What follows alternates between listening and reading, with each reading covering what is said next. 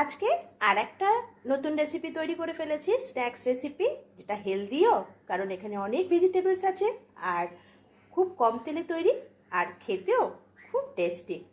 তো নতুন রেসিপি যখন তৈরি করে ফেলেছি আপনাদের সঙ্গে শেয়ার তো অবশ্যই করতে হবে। তো চলুন দেখে নিই আজকের রেসিপি। এই স্ন্যাক্স রেসিপিটা বানানোর জন্য প্রথমেই আমি এখানে সুজি নিয়ে নিলাম 1.5 বাটি, টক দই নিলাম ছোট প্যাকেটের 1 প্যাকেট, পরিমাণ মতো নুন দেব, এর মধ্যে জল দিয়ে একটা ব্যাটার বানিয়ে নেব। সুজিটাকে একটুখানি রেস্টে রাখবো যাতে সুজিটা ফুলে ওঠে, ততক্ষণে আমরা চাটনির কাজটা করে নেব। এখানে বাদামের চাটনি করবো, তাই আমি এখানে রোস্টেড বাদাম নিয়ে নিয়েছি। বাদামটা খোলা ছাড়িয়ে নেব। বাদামের চাটনিটা বানানোর জন্য এই বাদামটা নিয়ে নিলাম একটা মিক্সি বলে, লঙ্কা নিচ্ছি, কয়েক কোয়া রসুন নিলাম, স্বাদ অনুযায়ী নুন নিচ্ছি, ব্যালেন্স করার জন্য খুব সামান্য পরিমাণে একটু চিনি নিলাম, অল্প একটু জল দিয়ে এটা ব্লেন্ড করে নেব।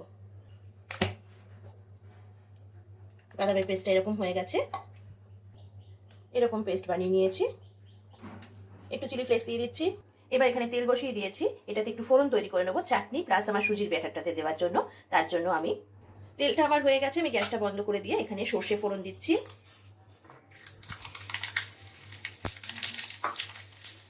একটু ছোলার ডাল দিচ্ছি, এখানে একটু কারি পাতা দিয়ে দিলাম 10-12টা। এবার এটাকে আমি আমার চাটনি, বাদামের চাটনি প্লাস এইটার মধ্যে দিয়ে দিলাম।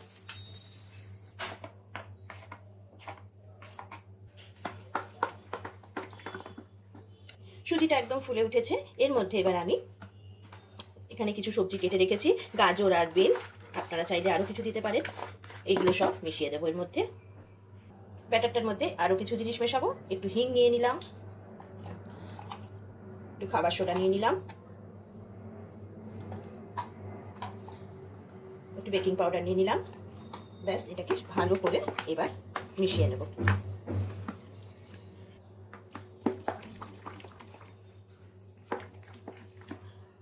এবার এটাকে তৈরি করবো, তার জন্য আমরা এরকম এক পাত্র ব্যবহার করতে পারি, এটাও নিতে পারি। আমি এটাতেই আজকে করছি। প্রথমে এটাকে অয়েল ব্রাশ করে নেব, দুদিকটাই ভালো করে অয়েল ব্রাশ করে নেব।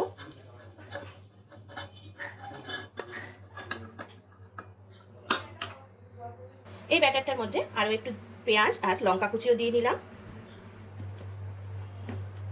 পেঁয়াজ লঙ্কা কুচি দিয়েও এটাকে একটু ভালো করে মেখে নিয়ে এটাকে একটু হালকা গরম করে নেব। এবার ব্যাটারটা থেকে কিছুটা পরিমাণ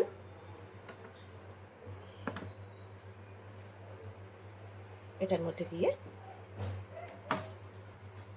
এটাকে চেপে বন্ধ করে গ্যাসে হালকা আঁচে বসিয়ে দেব। আমি হালকা আঁচে বসিয়ে দিয়েছি এটাকে। খানিকক্ষণ পরে আমি পাশটা ফিরিয়ে দেবো এটা, যাতে দুদিকটাই ভালো মতো হয়ে যায়। এবার এটাকে খুলে দেখে নেওয়ার পালা, এটা হয়েছে কিনা। একদম হয়ে গেছে, দুদিক দিয়েই দেখাচ্ছি, সুন্দর একটা হয়ে গেছে। এটা ভেতর থেকেও হয়েছে কিনা দেখার জন্য একটা দেখুন, একদম হয়ে গেছে। এইভাবে আমি প্রত্যেকটাকে বানিয়ে নেব।